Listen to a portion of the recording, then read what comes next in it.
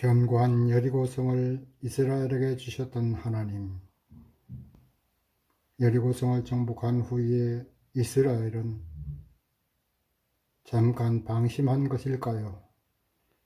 아니면 하나님 없이도 조그마한 아이성 정도는 정복할 수 있으리라고 생각했는지요?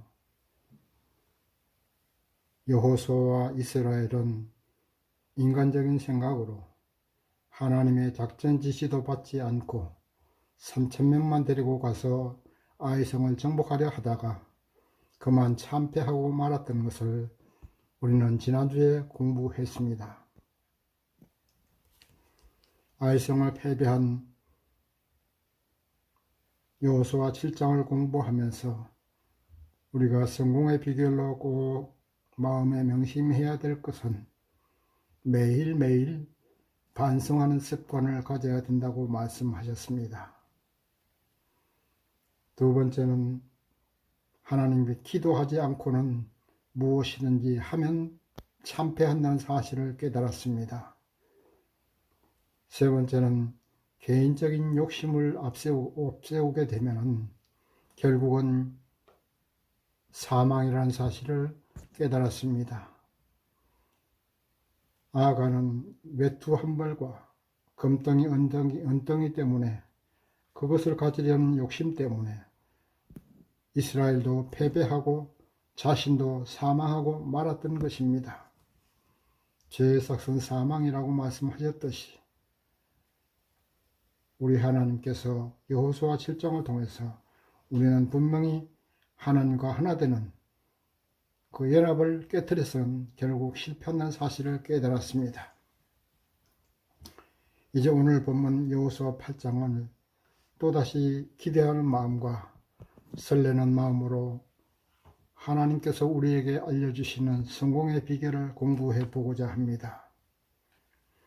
오늘 여호수아 8장에서 공부할 수 있는 성공의 비결 첫 번째는 다시 도전하라는 하나님의 말씀입니다. 오늘 본문 1절 2절 보시니까 여호와께서 여호수아에게 이르시되 두려워 말라 놀라지 말라 군사를 다 거느리고 일어나 아이로 올라가라. 보라 내가 아이 왕과 그 백성과 그 땅을 다 내 손에 주었노니 너는 여리고와 그 왕에게 행한 것 같이 아이와 그 왕에게 행하되 오직 거기서 탈취한 물건과 가축은 스스로 취하라. 너는 성 뒤에 복종할지니라. 아멘. 하나님께서는 여호수아와 이스라엘에게 아이성의 패배를 딛고 다시 한번 일어나 올라가라고 말씀하시는 것입니다. 다시 도전하는 것이 하나님의 뜻이었던 것입니다. 여러분, 인생을 살다가 실패할 수 있습니다. 누구나 다 성공만 계속할 수는 없는 것입니다. 성공도 할 수 있고 실패도 할 수 있는 것입니다. 그러나 중요한 것은 실패했다고 해서 주저앉아 있는 것이 아니라 다시 한번 도전하는 것이 하나님의 뜻이요 그것이 성공의 비결이라는 사실을 잘 깨달아 아시고 믿으시기 바랍니다. 성공의 그 기쁨을 맛보기도 전에 실패의 선전을 마시고서 술로 실패의 아픔을 달래는 사람이 있고 마약으로 그 실패의 허무함을 달래는 사람도 있습니다. 그러나 하나님은 말씀하십니다. 두려워 말라 놀라지 말라 일어나 아이로 올라가라. 주님은 말씀하셨습니다. 여러분 실패의 선전을 마시고 의욕을 잃어버리신 분 있다면 하나님 말씀을 다시 한번 명심하십시오. 일어나 아이로 올라가라는 이 하나님의 말씀을 다시 한번 가슴에 새기고 아멘으로 받아들이시기를 바랍니다. 다시 도전하는 자만이 성공할 수 있고 다시 도전하는 자만이 기회를 잡을 수가 있는 것입니다. 발명왕 에디슨이 전구를 발명할 때에 자그마치 1000번의 실험 끝에 전구를 발명한 것을 우리는 알고 있습니다. 1000번째 실험에서 전구를 발명한 에디슨에게 신문기자가 와서 999번의 그 실패를 어떻게 감당했습니까? 물어보니까 에디슨이 하는 말은 999번의 실패가 아니라 999번의 전기가 켜지지 않는 이유를 알았던 것입니다. 이렇게 말했습니다. 에디슨은 999번의 실패가 아니라 999번의 성공이었던 것입니다. 왜냐하면 그것을 켜지지 않은 그 999번의 원인을 알았기 때문에 1000번째의 실험 끝에 전구를 발명할 수 있었던 것입니다. 여러분, 생각을 바꾸십시오. 실패했다고 실패가 아닙니다. 여러분, 인생 살다가 실패했다고요? 그거 실패 아닙니다. 성공으로 다가가는 길목 가운데 하나의 과정입니다. 그 실패가 있기 때문에 우리는 성공에 더 가까이 간 것입니다. 실패했다고 내 인생 끝났다고 낙심하지 마십시오. 내가 쏟아부은 정성과 내가 쏟아부은 돈과 내가 쏟아부은 노력이 다 허사가 되었다고 주저앉아 있지 마십시오. 그것이 결코 허사가 아닙니다. 그것이 쌓이고 쌓여서 성공이 돼 가는 것입니다.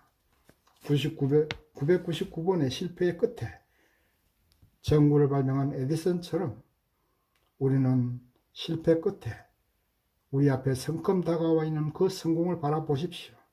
그리고 다시 한번 도전하십시오. 하나님이 말씀하신 아이성으로 올라가라 말씀하신 이 말씀대로 다시 한번 일어서서 도전하시는 여러분이 될 때에 여러분은 분명코 성공을 할 수가 있을 것입니다. 세 번째, 성공을 하려면 창조적인 발상이 있어야 된다고 말씀하십니다. 오늘 본문 2절 맨 끝에 보면 하나님께서 여호수아에게 너는 성 뒤에 복병할지니라 라고 말씀하십니다. 하나님의 입장에서 보면 복병한다는 것은, 군사를 복병시킨다는 것은 그리 창조적인 발상은 아니지만은 그 당시에 군사적으로 병법이 많이 개발되지 않았기 때문에 인간적으로 볼 때는 복병한다는 것은 상당히 창조적인 발상입니다. 그래서 여호수아는 3만 명을 아이성 북쪽에다 매복시키고 5,000명가량은 아이성 서쪽에 매복시킵니다. 그리고 여호수아가 나머지 이스라엘 백성들을 이끌고 아이성 정문으로 쳐들어갑니다. 그래서 적당히 싸우다가 지는 척하고 도망갑니다. 아이성 사람들은 이스라엘이 지난번처럼 또 도망가는구나 하고 생각하고 성문을 활짝 열어놓고 성 안에 아무도 없이 모든 군사들이 여호수아를 뒤쫓아서 성 밖으로 나왔습니다. 도망가던 여호수아는 적당히 도망간 후에 다시 돌아서서 아이성 사람들과 싸우기 시작합니다. 이때에 아이성 서쪽에 있던 매복군 5,000명이 뒤에서 아이성 사람들 치게 됩니다. 그리고 북쪽에 있던 3만 명은 텅 비어있는 아이성을 무혈 입성해서 정복하고 그곳에 정복했다는 표시로 불을 놓았던 것입니다. 이것이 바로 인간적으로 볼 때는 창조적인 발상입니다. 사람이 성공을 하려면 창조적인 발상이 있어야 됩니다. 물이 펄펄 끓는 주전자를 볼 때에 주부들은 빨리 가스를 끓이고 합니다. 보통 사람은 물이 끓나 보다 합니다. 그러나 전기기관차를 발견한 와트는 물이 끓는 모습을 보고서 전기기관차를 발명했던 것입니다. 바로 창조적인 발상입니다. 라이트 형제는 새가 날아가는 것을 보고서 비행기를 생각했던 것입니다. 그것도 창조적인 발상입니다. 창조적인 발상이 있어야 우리는 성공할 수가 있습니다. 우리나라가 세계에서 가장 가난한 나라에서 불과 한 60년 만에 선진국이 되었습니다. 세계에 없는 일입니다. 이렇게 우리가 단 한 세기도 안 된 60년 만에 선진국이 된 원인이 무엇이라고 생각합니까? 제 개인적으로는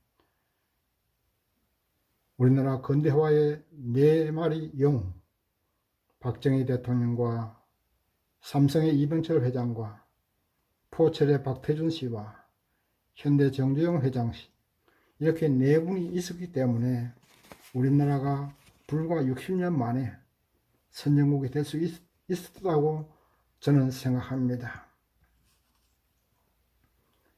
1973년도, 74년도에 오페크에서 1배럴당 2.9달러 하던 석유값을 한 달 만에 12달러까지 올렸습니다. 이때 우리나라는 한창 중화공업을 육성하기 위해서 공장들을 막 돌렸던 시대입니다. 석유가 없으면 공장이 멈춥니다. 그래서 석유는 선진국 미국이나 이런 나라에서 샀지만은 아직까지 우리나라는 가난했습니다. 오페크에서 석유를 비싸게 팔아서 3달러 하던 석유를 12달러까지 올리니까 돈이 넘쳐났습니다. 그래서 중동 여러 나라는 자기 나라에 그 건설을 하려고 하는데 선진국들은 건설을 할 수 있는 기술이 있었지만 그 더운 나라에 가서 일할 사람이 없었습니다. 그래서 건설 수주를 하려고 생각을 하지 않았습니다. 이때에 우리나라 정주영 씨가 중동에 가서 우리가 하겠다고 말을 했습니다. 그러니까 중동 사람들이 한낮의 온도가 50도인데 선진국들은 못하겠다고 하는데 당신은 어떻게 할 수 있다고 하십니까? 물으니까 정주영 씨 하시는 말, 낮에 50도까지 더우면 밤에 시원하니까 낮에 자고 밤에 일하면 되지요. 그럼 물이 없는 것은 어떻게 하십니까? 물은 있는 곳에 가서 차로 실어오면 됩니다. 사방에 널려 있는 것이 모래이니 모래 실어오는 대신에 물을 실어오면 되는 것입니다. 이렇게 정주영 씨의 그 창조적인 발상 때문에 우리나라가 중동에 수출한 것입니다. 건설 수출을 하면서 우리나라가 갑자기 경제적으로 발전하게 되었던 것을 우리는 알고 있습니다. 바로 발상의 전환, 창조적인 발상, 이것이 성공의 비결입니다. 여러분들 뭐가 없어서 못한다고 하지 마세요. 돈이 없고, 재능도 없고, 사람의 어떤 연출도 없고, 그래서 나는 못합니다. 이렇게 말씀하지 마십시오. 여러분이 하나님 앞에 기도하십시오. 기도해서 여호수아에게 성뒤에 매복하라는 작전 지시를 한 하나님, 그 하나님이 여러분에게 창조적인 발상을 주시라고 기도하십시오. 그러면 하나님께서는 여러분에게 창조적인 발상을 할 수 있는 참으로 좋은 아이디어를 하나님께서 깨닫게 해 주실 것입니다. 외국 예를 들 필요도 없이 우리나라의 IT 기업 카카오나 네이버가 돈 가지고 뭘 했습니까? 그들은 아이디어 하나 가지고 갑자기 부자가 된 겁니다. 갑자기 재벌이 된 것이죠. 요즘에는 공장 짓고 물건 만드는 것보다도 이렇게 창조적인 발성 하나 있으면 갑자기 성공할 수 있는 것입니다. 여러분들도 얼마든지 성공할 수 있습니다. 나는 머리가 나빠서 못한다고 생각하지 마십시오. 여러분들의 머리로 하는 것이 아니라 하나님의 작전 지시, 하나님의 능력으로 여러분들에게 그 좋은 창조적인 발상을 주실 수 있습니다. 기도하십시오. 성경 읽으십시오. 성경 속에서 기도하면서 응답으로 얼마든지 창조적인 발상을 할 수가 있는 것입니다. 성경 읽기가 힘드시면 되도록이면 강해 설교를 들으십시오. 여기저기 찾아서 하는 제목 설교도 좋지만 강해 설교를 쭉 들으시면 그 속에서 여러분들이 성경 말씀도 잘 읽게 되고 또 이해를 하게 돼서 강해 설교가 더 좋다고 저는 생각합니다. 여러분들이 강해 설교를 쭉 듣다 보면 오늘 이렇게 하나님께서 말씀하시는 성공의 비결 깨닫듯이 여러분들도 성공하기 위해서 좋은 아이디어를 하나님께서 주실 겁니다. 그것을 하나님께 받아서 정주영 씨처럼 네이버나 카카오처럼 여러분들도 창조적인 발상을 해서 분명코 성공하시기를 바랍니다. 세 번째 성공의 비결은 지도자는 비전을 제시해야 합니다. 지도자가 비전을 제시하지 않으면 밑에 있는 사람들이 갈 길을 알지 못해요. 분명한 목표를 제시해야 됩니다. 오늘 본문 18절을 보십시오. 18절 보시니까 여호와께서 여호수아에게 이르되 네 손에 잡은 단창을 들어 아이를 가리키라. 내가 이 성읍을 네 손에 주리라. 여호수아가 그 손에 잡은 단창을 들어 성읍을 가리키니. 아멘. 네, 하나님께서는 여호수아가 단창을 들어서 아이성을 가리키라고 말씀했습니다.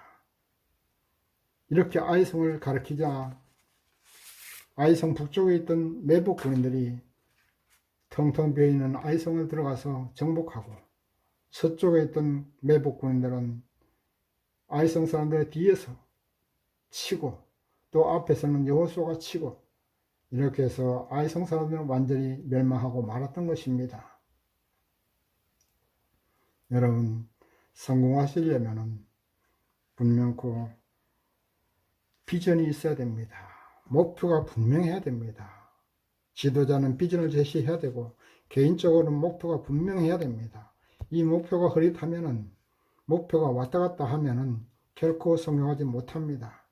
분명한 비전을 가지시기 바랍니다. 우리나라가 1억 달러 수출한 지가 언제인지를 아십니까? 1964년도입니다. 1964년도 12월 31일 수출 총액이 1억 2천만 달러였습니다. 이때 북한이 수출액이 얼마인지 아세요? 2억 달러입니다. 우리나라보다 훨씬 잘 살았어요. 거의 배가량이 됐죠. 북한은 2억 달러고 우리는 64년도에 겨우 1억 2천만 달러였습니다. 일본이 54억 달러, 또 필리핀이나 태국이나 말레이시아 이런 나라들이 5억에서 6억 달러 수출액을 가지고 있었습니다. 그러니까 우리나라보다 훨씬 잘 살았죠. 그런데 오늘날 2020년 우리나라 총 수출액이 5,128억 5천만 달러입니다. 이것도 2019년보다 5.4%가 줄어서 그렇게 된 거예요. 이것이 다 지도자인 박정희 대통령이 잘 살아보자는 비전을 제시하고 중하공업을 육성해서 수출에 모든 총력을 다 했던 겁니다. 우리나라는 자원이 없기 때문에 물건을 만들어서 팔아서 돈 버는 것밖에 없습니다. 그래서 중화공업 육성이라는 큰 비전을 제시하고 또 잘 살아보자는 이 슬로건을 내걸고 모든 국민들의 마음을 하나로 모았습니다. 그때는 모두가 미친 듯이 일했습니다. 그래서 사람들이 재미가 있었습니다. 못 살아도 재미가 있었어요. 하루하루 달라지는 나라의 모습이 보였습니다. 이렇게 지도자가 비전을 제시하고 국민들이 하나가 될 때에 성공을 할 수가 있는 겁니다. 여러분, 실패했다고 주저앉아 있지 마십시오. 성공한 모습을 바라보십시오. 사람은 무엇을 바라보느냐에 따라서 인생이 달라집니다. 무엇을 생각하느냐에 따라서 실패와 성공이 좌우되는 것입니다. 실패한 모습을 바라보지 마십시오. 이미 여러분 성공한 모습을 바라보십시오. 그 성공한 모습을 바라보고 생각할 때에 여러분들은 성공할 수가 있는 것입니다. 분명한 목표가 있으면 성공할 수 있는 것입니다. 지도자가 분명한 비전을 제시하면 성공할 수가 있는 것입니다. 네 번째, 성공하고 난 이후에는 반드시 하나님께 영광 돌리는 것을 잊지 말아야 됩니다. 본문 30절 보면 여호수아는 에발산의 단을 쌓고 번제와 화목제를 드렸습니다. 번제는 모든 짐승들을 태워서 그 향기를 하나님께 드리는 제사고, 화목제는 흠 없는 짐승을 끌고 와서 회막문 앞에서 잡았습니다. 내장은 다 불태우고 그 피로 번제단 사면에 뿌려 바르고 하나님과 인간 사이의 모든 분쟁을 종식하고 이제는 하나가 되었다는 그것이 바로 화목제입니다. 이렇게 번제와 화목제를 드리고 다시는 하나님과 이스라엘이 연합관계가 깨지지 않기 위해서 번제와 화목제를 드렸던 여호수아입니다. 여러분, 성공하시려면 하나님께 화목제로 돌아가신 예수님을 기억하십시오. 우리 주 예수님은 하나님과 우리 사이에 화목한 제물로 십자가를 지신 겁니다. 그래서 우리는 오늘날 예수의 이름으로 기도하고 예수의 이름으로 예배를 드리는 것입니다. 제가 누누이 말씀드리지만 이 땅의 생명이 끝나는 그날까지 우리는 완전한 성공은 없습니다. 주님 앞에 가는 그날까지 우리가 성공을 계속 지키려면 화목제물로 돌아가신 주님의 이름으로 기도하고 예배드리고 영광 돌리십시오. 우리의 힘으로는 성공할 수 없습니다. 예수의 이름으로 예배드리고 기도하고 영광 돌릴 때 하나님께서는 우리를 성공으로 이끌어 주실 것입니다. 이제 말씀을 맺습니다. 오늘 여호수아 8장을 통해서 우리가 알 수 있는 성공의 비결은 도전하라는 것이고 창조적인 발상이 있어야 된다는 것이고 지도자의 비전 제시와 개인적인 분명한 목표가 있어야 된다는 것이고 또한 성공을 계속 지키려면 예수의 이름으로 예배드리고 감사하고 하나님께 영광 돌리는 이 기도를 멈추지 말아야 한다는 것입니다. 오늘 저와 여러분 누구나 실패할 수 있습니다. 또 누구나 성공도 할 수 있습니다. 실패했다고 해서 주저앉아 있지 마십시오. 다시 도전하시기 바랍니다. 성공했다고 해서 이스라엘 사람들처럼 아이성을 가볍게 생각하지 마시기 바랍니다. 성공한 후에 또 실패가 여러분 앞에 와 있습니다. 이 실패를 쓴맛을 다시 보지 않기 위해서는 우리 주 예수님의 이름으로 기도하고 예배드리서 하나님께 영광 돌리는 생활을 계속적으로 유지하시기 바랍니다. 이렇게 하시면 하나님께서는 우리를 반드시 성공의 문을 활짝 여시고 그곳으로 우리를 인도하여 주시어서 하나님 만나는 그날까지 우리 하나님과 함께 영원한 친교의 관계가 유지되어서 계속적인 성공을 할 수 있으리라 믿습니다.